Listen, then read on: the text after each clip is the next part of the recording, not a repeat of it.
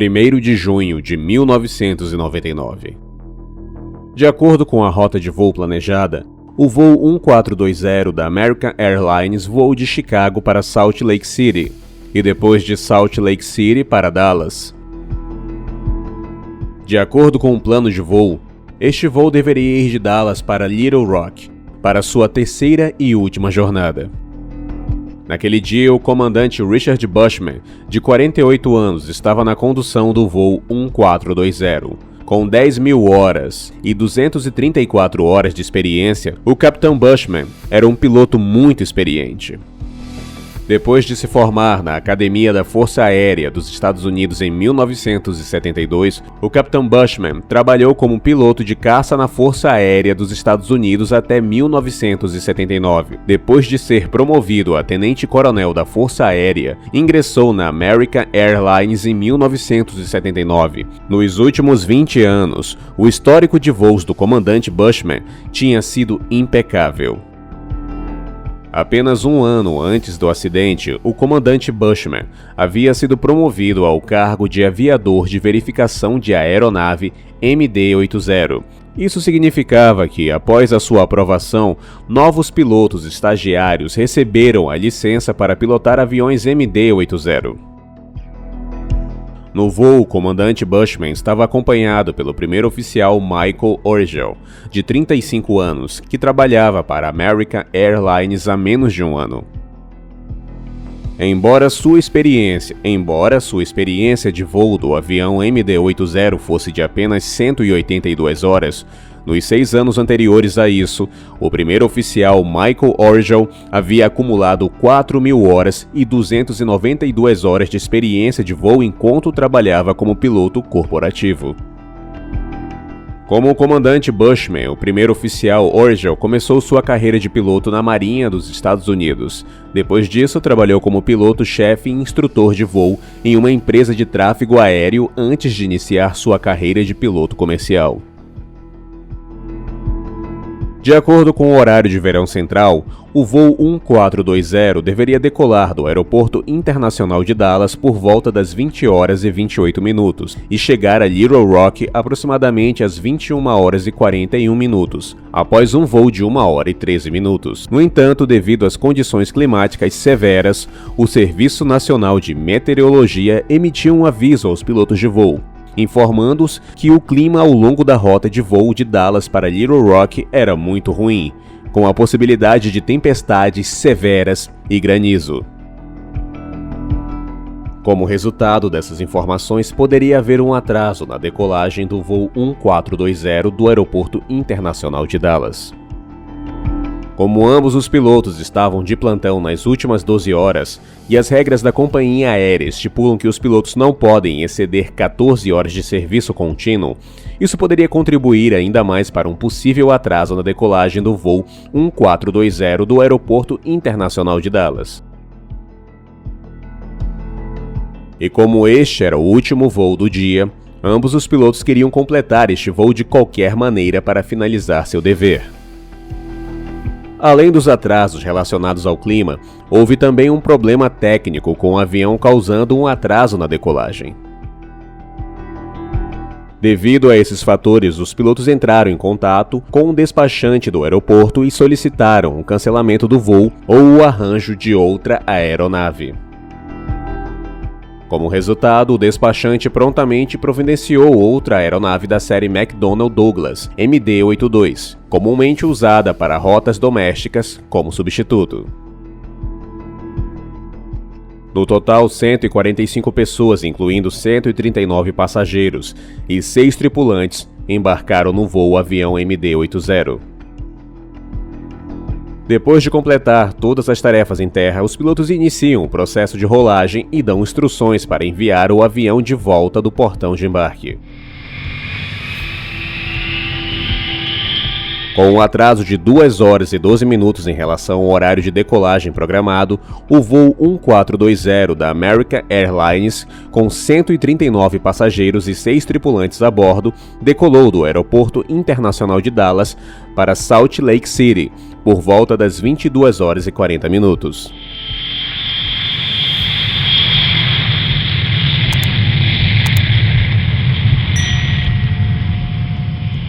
Os pilotos estavam muito ansiosos para chegar a Little Rock, porque já haviam completado um serviço de 12 horas e houve pressão da companhia aérea para chegar ao seu destino o mais rápido possível. No entanto, o tempo estava se deteriorando e uma tempestade severa se aproximava da rota da cerca de 5 minutos após a decolagem. O despachante do voo enviou uma mensagem aos pilotos informando-os que a tempestade estava avançando rapidamente em direção a Little Rock, instando-os a agilizar seu voo para garantir um pouso antes da chegada da tempestade. Apesar da pressão, ambos os pilotos estavam conversando enquanto se dirigiam para seu destino. No entanto, às 23 horas e 5 minutos, o controle de tráfego aéreo emitiu um aviso sobre a tempestade severa perto do aeroporto de Little Rock. Ao ouvir isso, os pilotos ficaram preocupados porque, nos últimos anos, o mau tempo, incluindo temperaturas extremamente baixas, tempestades e raios, havia acarretado em acidente com várias aeronaves. Pouco tempo depois, eles entraram em contato com a torre de controle em Little Rock, e o controlador os informou que a tempestade estava se aproximando rapidamente do aeroporto pelo lado noroeste. O vento soprava no noroeste a uma velocidade de 44 nós. A pista em que deveriam pousar estava alinhada de sudoeste a nordeste. Isso significa que a tempestade era um vento cruzado, atravessando a pista. É importante notar que pousar um avião nessas condições é muito desafiador. Nessa situação, o controlador sugeriu que eles pousassem na pista 22, que ficava voltada para a direção sudoeste. De acordo com a política da American Airlines, se a pista estiver seca e o vento cruzado for inferior a 30 nós, um pouso pode ser realizado. No entanto, se a pista estiver molhada, o limite para o vento cruzado é de 20 nós. Embora o primeiro oficial Michael Orgel acreditasse que o limite era de 25 nós, não houve discussão entre eles em nenhum momento. No entanto, o comandante Bushman estava correto neste caso, porque, de acordo com a American Airlines, o limite de pouso em pista molhada do MD-80 era de 20 nós para vento cruzado. Então, às 23 horas e 39 minutos, o controlador os contatou novamente e perguntou se conseguiram enxergar a pista. Em resposta, o primeiro oficial Orgel disse: "Conseguimos ver, mas as coisas não estão muito claras. No entanto, acreditamos que podemos pousar na pista 22 porque a tempestade parece estar um pouco mais distante." Neste ponto, o controlador os informou que estavam recebendo um aviso de cisalhamento de vento para o aeroporto. É importante notar que o cisalhamento do vento é considerado muito perigoso para o pouso porque envolve uma mudança repentina e significativa na direção do vento em uma curta distância. Isso levou a vários acidentes de avião no passado. A pressão sobre os pilotos estava aumentando e eles estavam ansiosos para pousar com segurança no aeroporto o mais rápido possível. No entanto, dadas as condições, não parecia favorável para um pouso seguro. Pouco tempo depois, o controlador informou que o vento havia mudado de direção e não estava mais soprando do norte. O comandante Bushman decidiu que eles deveriam pousar na pista 4, que era a mesma pista, mas do lado oposto. O controlador estava guiando o piloto para o pouso e fornecendo informações essenciais de tempos em tempos. O primeiro oficial Orgel informou aos controladores que estavam tendo dificuldade em avistar a pista, mas o comandante Bushman não conseguia ver a pista. Nessa situação, Orgel passou a orientar Bushman. Nesse momento, o tempo piorou e as nuvens começaram a envolver a área entre o avião e o aeroporto. Depois disso, eles não conseguiram ver nada mais à frente. Em resposta, Bushman, com um tom de frustração, disse: "Eu odeio quando não sei onde estou."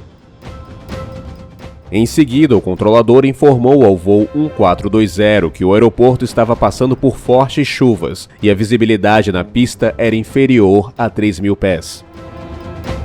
A tempestade estava se movendo do norte com uma velocidade de 30 nós, em um ângulo de 350 graus.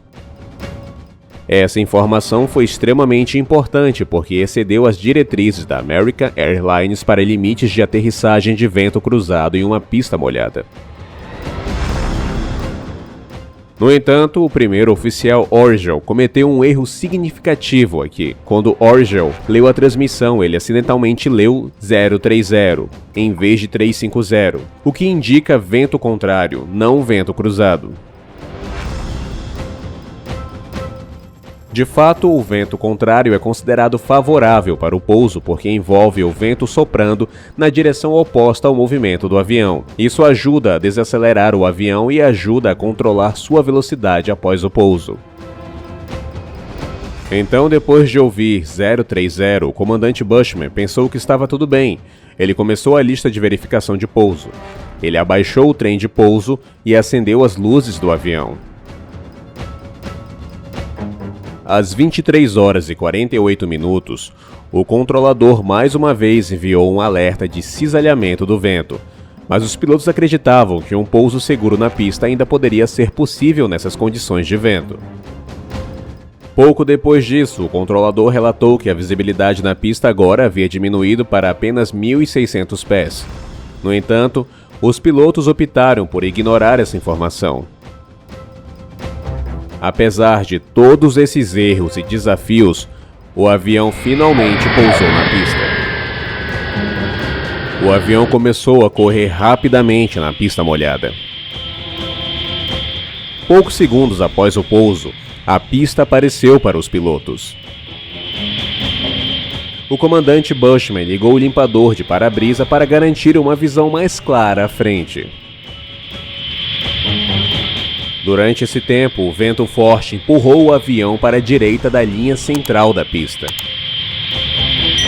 O piloto imediatamente iniciou os reversores de empuxo para desacelerar o avião. No entanto, iniciar os reversores de empuxo apenas exacerbou o problema. Isso fez com que os pilotos tivessem problemas com o controle direcional.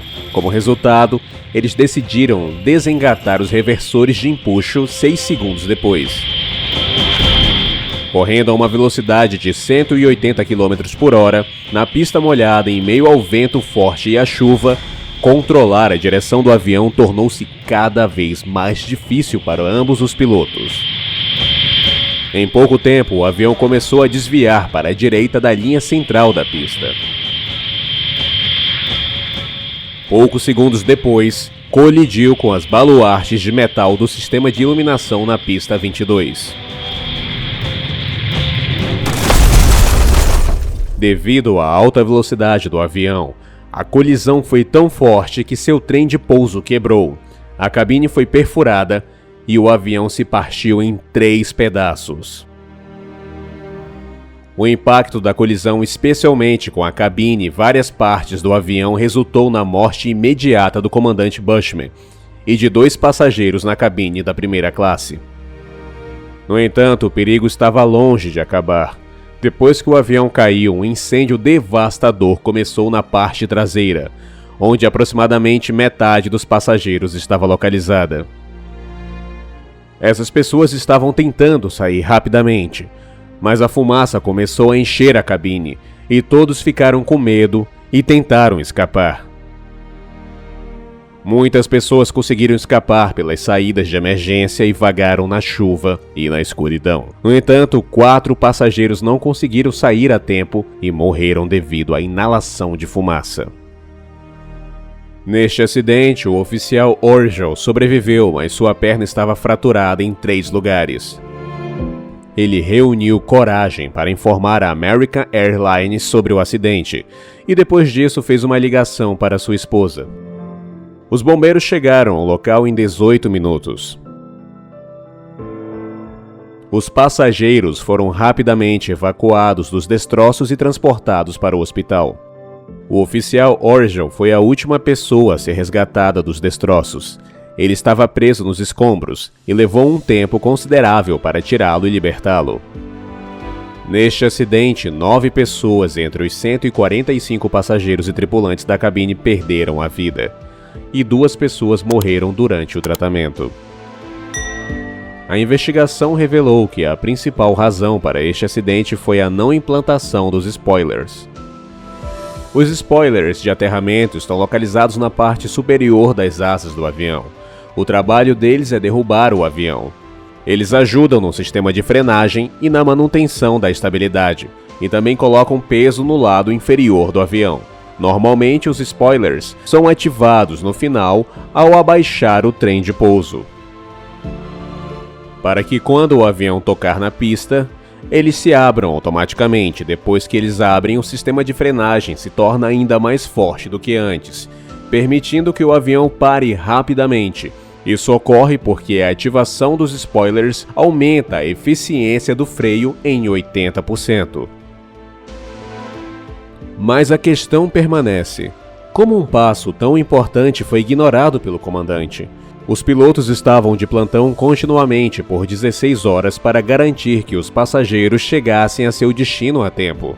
Eles estavam extremamente cansados e estavam sob pressão devido ao mau tempo desde o início. Em tal cenário, uma possível razão poderia ser que eles simplesmente esqueceram esse passo importante. Após esse acidente, a American Airlines atualizou seu manual de operação de voo, reduziu o tempo máximo de serviço para os pilotos e estabeleceu novos limites. Além disso, também foi tornado obrigatório o controlador fornecer o relatório completo do incidente após um acidente para que a assistência possa ser fornecida prontamente. Novas regras foram estabelecidas e mudanças também foram feitas nas pistas. Como resultado, o voo 1420 tornou-se o último acidente relacionado ao clima nos Estados Unidos. De fato, a dedicação do comandante Bushman ao seu trabalho era louvável.